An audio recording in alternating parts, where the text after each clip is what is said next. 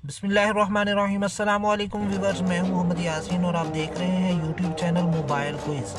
आज हम आपके लिए लेके आए नोकिया का बहुत ही प्यारा और नॉर्मल रेंज में मोबाइल फ़ोन।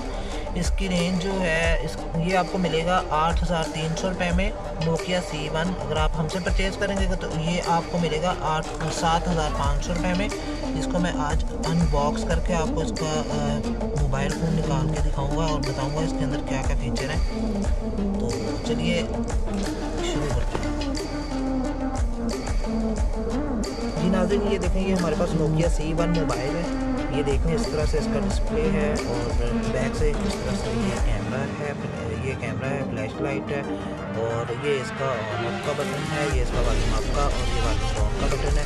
यहाँ पे इसके लगाएंगे चार्जिंग वाली पिन और ये इसका माइक के लिए स्ट्रॉन्ग माइक इसके अंदर आ जाएगी। आप यहाँ पे लगाएंगे आप हैंड इसके ये हैंड का हॉल है और इसका ये है फ्रंट कैमरा ये है और ये फ्रंट साइड है।